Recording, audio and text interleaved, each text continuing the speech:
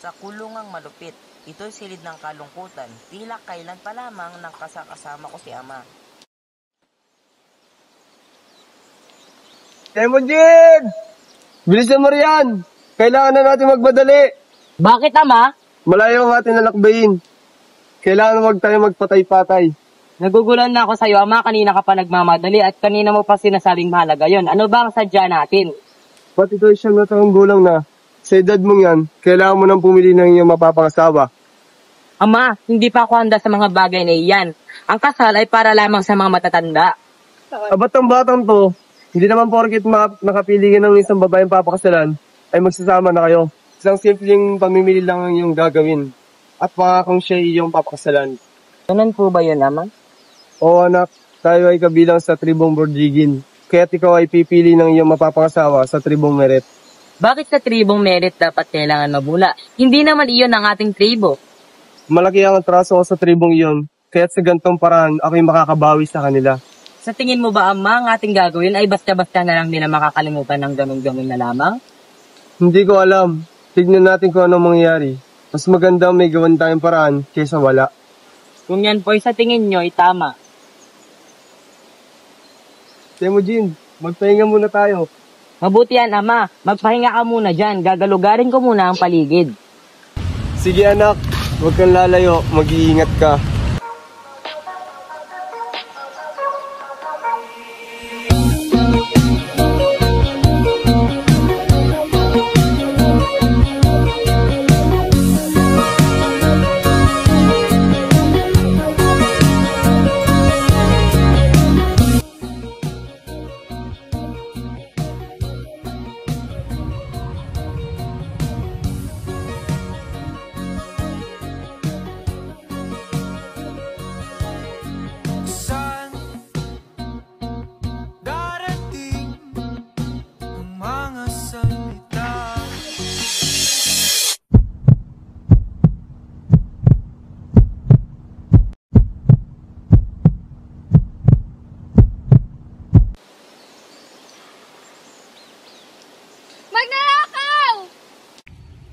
Huwag kang maingay, wala akong gagawing masama sa'yo. Tatanggalin ko ang kamay ko, basta pangako mong huwag kang mag-iingay. Magtiwala ka sa akin, wala akong gagawing masama. Bakit kita paniniwalaan? Hindi naman kita kilala. Kahit hindi mo ako kilala, kaya kong patunayan sa iyo na ako'y mabuti. Abel, paano mo mapapatunayan yung mga sinasabi mo? Sige nga. Sige, basta hindi mo ako pagtatawan sa sasabihin kong patunay. Sige, tignan natin. Tinatawa-tawa mo dyan. Ang sabi mo hindi ako tatawa. Ikaw naman pala yung tumatawa dyan. Ito na, handa ka na ba? Oo, kanina pa. Ang bagal mo naman. Nais ko sanang ikaw ang babaeng aking mapapangasawa. Siraulo ka ba?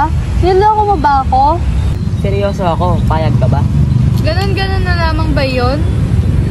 Alam kong mahirap akong paniwalaan, pero bayaan mo ako magpaliwanag.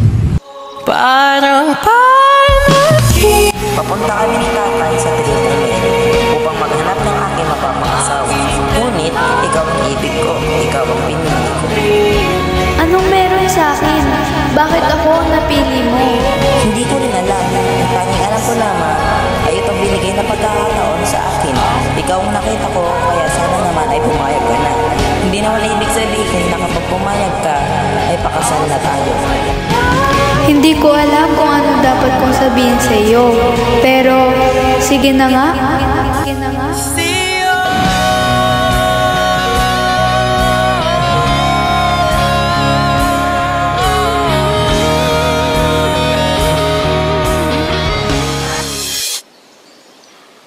Salamat sa iyo, ako iyong napaligaya. Asahan mong hindi ka magsisisi sa iyong desisyon. Papaano na ngayon? Siyempre, tuloy pa rin ang buhay natin. Balang araw, tayo ay magsasama sa isang bubong at aalagaan ng ating mga anak. Matagal pa yun. Oo, pangako babalikan kita makalipas ang 5 taon. Halika, punta natin si Ama. Ama, siya po ang babaeng napili ko, si Bortek. Ha? Ano? Temujin, sino siya? Magandang araw po. Kamusta po kayo? Pero, Pasensya na po sa pagdidesisyon ng hindi nagpapaalam sa inyo. Pero buo na po ang loob ko, naway maunawaan niyo po ako. Sino ba ako para hindi sumangayon sa inyong kagustuhan? Ang buhay niyo rin naman ang nakataya rito. Okay lang ba sa iyo ito? Opo. Go. Kung gayon, halina kayong dalawa at pag-usapan na natin ito.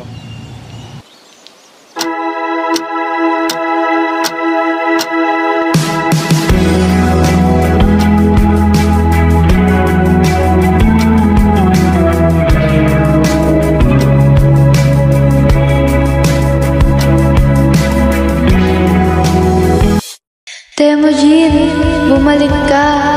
Sa ilalim ng kalawakan, pangalan mong isisigaw sa ilalim